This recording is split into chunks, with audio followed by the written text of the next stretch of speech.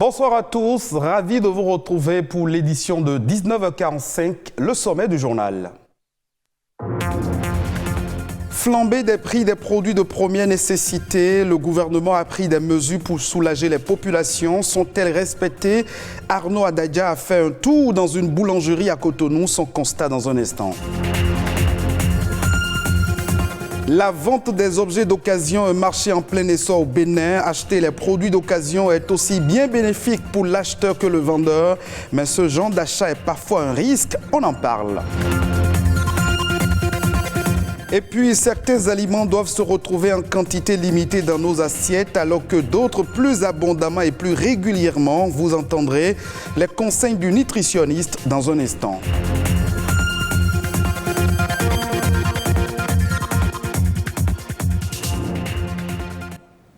Nous sommes le 31 mars 2022, une journée dédiée à la sauvegarde des données informatiques.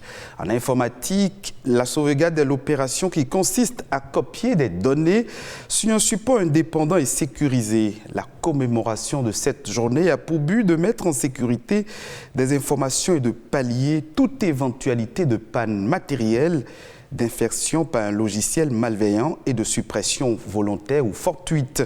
Il existe aujourd'hui plusieurs types de sauvegarde des données. La sauvegarde en ligne, sur disque dur, sur bande distante et sur cloud.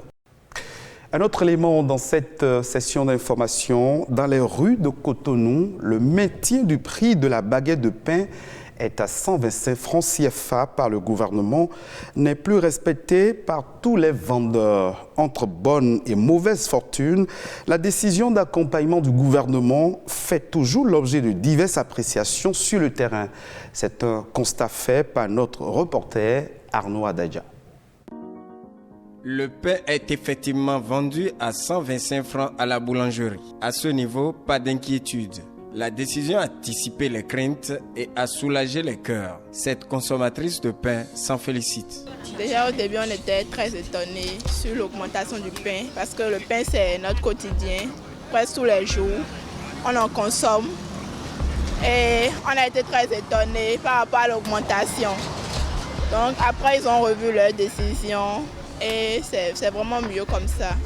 Le pain est devenu une denrée alimentaire quotidienne au Bénin et c'est à juste titre que d'autres Béninois se réjouissent chaque matin lorsqu'ils se présentent chez les vendeuses de pain. Cependant, si les consommateurs estiment qu'ils sont satisfaits, les responsables de boulangerie, quant à eux, le sont moins ou peut-être pas du tout à cause du prix du sac de farine de blé qui varie par endroit. La farine était dans le prix de 23 000, je crois, actuellement près de 30 000.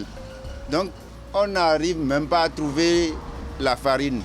Je crois bien le Béninois, il est rusé. Peut-être dans la ville, bien dans les magasins, il y a de stock chez eux. C'est cela ce qu'on appelle une fluctuation économique. Pour le cas du pain produit aujourd'hui au Bénin, suspicion, inquiétude et plaidoyer s'entremêlent. Si le gouvernement peut subventionner ceux-là, ceux qui ont pris de la farine chère avant, par exemple les GMB maintenant ont fermé, j'ai appris. C'est pourquoi on n'a plus de farine dans la ville. Jusqu'au nord, tout le monde est dans le problème farine. C'est ça qui nous fait perdre. On n'arrive même pas à payer les ouvriers à temps. Mais on les prie de se patienter. Pour un temps, on va s'entendre. Le prix du pain a été maintenu malgré tout. Et à cette allure, le consommateur pourrait arriver à se demander si le pain acheté aujourd'hui à 125 francs ne serait-il pas du pain dont la masse en grammes a été réduite.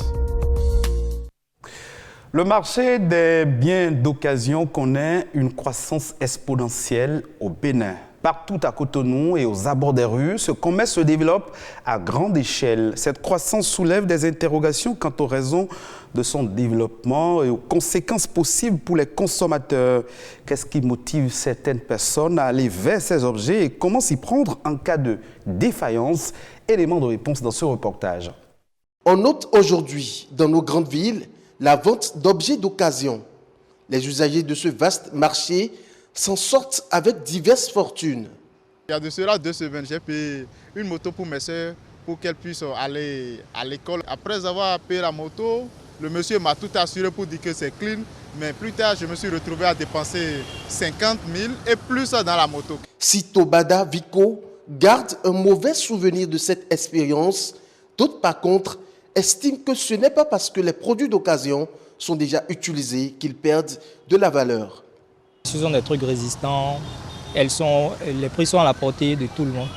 Donc ce sont des trucs qui aident et disons ceux qui n'ont pas assez de moyens pour pouvoir prendre des trucs neufs à s'en en procurer en fait. Moi j'ai payé plusieurs produits d'occasion et ça a duré. J'ai pu acheter un PC portatif en occasion. Ouais, donc pour moi j'ai eu la chance que l'ordinateur portatif marche. Pour la plupart des usagers rencontrés, derrière les objets d'occasion se cache un piège. Quelqu'un qui a déjà utilisé un truc et qui veut revendre, c'est tellement que le truc a un petit problème. Les produits d'occasion souvent se présentent sous deux aspects. Lorsque quelqu'un décide de vendre quelque chose, soit la personne a un problème financier direct, ou soit la chose que la personne décide de vendre a un problème. Et pour éviter cet état de choses, ce type d'achat devrait se faire sous certaines conditions. Il faut premièrement s'assurer de la propriété effective de celui qui est en train de vous vendre cet élément-là. Sinon, vous pouvez être poursuivi pour recel. Deuxième élément, ce sont les risques qui peuvent arriver dans ces genres de transactions-là. C'est-à-dire, vous prenez un bien d'occasion auprès de quelqu'un, après vous constatez une certaine défaillance. Vous savez, dans les boutiques, formellement, il y a les questions de garantie où quand vous êtes dans le délai, vous pouvez repartir pour aller changer. Mais dans nos relations contractuelles, comme vous l'avez décrit tout à l'heure, ces éléments n'existent pas. Ça veut dire quoi? Lorsque ça arrive comme ça et que vous approchez de votre co-contractant qui reconnaît l'erreur, vous pouvez régler entre vous. Lorsque vous ne vous entendez pas, vous allez donc vous référer aux autorités compétentes, notamment, je veux dire, la juridiction compétente pour vous voir trancher un litige, parce que là, c'est un litige qui naît. Au-delà des réticences qu'on peut avoir et qui peuvent être difficiles à surmonter, l'achat des objets d'occasion est néanmoins à la portée du citoyen lambda. L'équilibre alimentaire est un facteur de bonne santé. Vous le savez sans aucun doute. Les aliments ont le pouvoir de donner de l'énergie et de fournir des nutriments essentiels à l'organisme. Certains aliments doivent se retrouver en quantité limitée dans nos assiettes alors que d'autres plus abondamment et plus régulièrement. Malheureusement, l'homme mange de plus en plus mal. Selon les spécialistes, Rigobert Sosa, nutritionniste, nous édifie un peu plus à travers cet extrait. Pour bien manger, il faut prendre des repas qui vont vous donner de l'énergie, ce que nous appelons des repas pour la fondation. Et ça, c'est les céréales et les féculents. Et puis, il faut prendre aussi des repas de construction, c'est-à-dire des repas que l'organisme utilise pour reconstituer les dégâts, pour remplacer les cellules mortes. Ce sont les protéines. Et aussi les repas maintenant qu'on appelle des repas protecteurs, et ça ce sont les légumes et les fruits.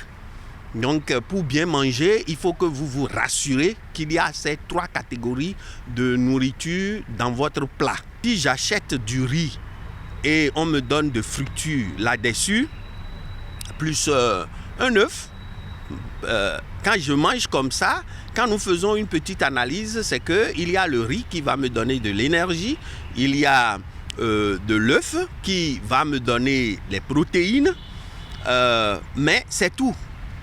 Parce que le fructu en question, il ne reste plus rien dedans. Pourquoi? Parce que vous avez mis l'huile sur le feu et vous avez écrasé votre tomate, l'oignon, l'ail, tout et tout. Vous jetez ça dans l'huile et vous tuez tout. Et il ne reste plus de nutriments dedans. Donc quand je prends ce repas, ça montre aisément que nous mangeons mal. Nous mangeons très mal. Parce qu'il y a seulement les repas qui donnent de l'énergie et les repas et les protéines. Donc en ce qui concerne la protection, nous n'en avons pas. Et l'histoire et la préhistoire nous a appris que les premiers hommes vivaient de la chasse et de la cueillette. Alors aujourd'hui, nous ne sommes pas différents des autres hommes. Mais donc normalement, nous devons être plus végétariens que tout ce que nous faisons aujourd'hui en étant omnivores. Donc nous avons désobéi. On n'a pas besoin d'aller prendre des médicaments. Notre repas est notre médicament. À l'instant, Rigobert Sosa, nutritionniste. Actualité hors de nos frontières à présent, les Togolais doivent désormais débourser pour les produits pétroliers. Mardi dernier, le gouvernement a augmenté les prix de l'essence à la pompe. Selon les autorités togolaises, ces augmentations sont dues au nouvel environnement économique et à la guerre entre la Russie et l'Ukraine, principaux pays exportateurs du pétrole brut ou raffiné. En 2019, le pétrole brut était vendu à $18 le baril. Aujourd'hui, il est passé à 110 voire 120 $. Une augmentation exponentielle qui a suffisamment fait saigner le budget de l'État togolais. En Afrique de l'Est, la sécheresse continue de faire des ravages. Dans le nord du Kenya, il n'y a pas eu de pluie depuis 2 années. Voyez ce reportage tourné dans le village de Comté de Diziolo par nos confrères de France 24 qui nous édifient un peu plus sur la situation. 110 000 animaux d'élevage sont morts dans le comté d'Isiolo au cours des 6 derniers mois, faute de nourriture et d'eau. Cet homme essaie de faire survivre 100 chèvres et 50 moutons. Avant, depuis notre village de Koulamawe, nous devions seulement marcher 2 heures pour trouver des pâturages. Maintenant, il faut marcher environ 5 heures.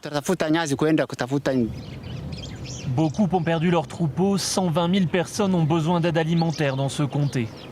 Ce forage permet d'avoir un peu d'eau, mais il est insuffisant pour abreuver toute une région. Nous avons tellement de problèmes. Ici, nous partageons l'eau avec nos bêtes, mais elles sont si nombreuses. À cause de la sécheresse, les gens viennent de toute la région vers notre village. Ils viennent d'endroits très lointains. Les animaux sont prioritaires et arrivent chaque jour par milliers. Impossible pour ces fermiers de se résoudre à les laisser mourir. Mieux vaut priver les hommes d'eau. Notre principale source de revenus, c'est le bétail. On le vend et ensuite on peut acheter de la nourriture à nos enfants. On le vend et on peut payer l'école. Le gouvernement a déployé une aide d'urgence, mais pour le responsable de la lutte contre la sécheresse, il faut désormais développer des solutions sur le long terme et changer les modes de vie. Si nous parvenons à créer de la résilience au sein des communautés, elles ne souffriront plus de ces problèmes. Il y aura des sécheresses, puis des inondations et encore d'autres problèmes. Mais les gens seront capables de facilement faire face à ces risques. Ils comptent notamment développer l'irrigation pour permettre les cultures, une révolution pour ces communautés pastorales. Mais les autorités considèrent qu'il faudra en passer par là pour s'adapter au changement climatique et aux sécheresses de plus en plus fréquentes. Et ce sera tout pour cette session d'information que vous pouvez revoir sur le www.ortb.bj. Merci de votre fidélité.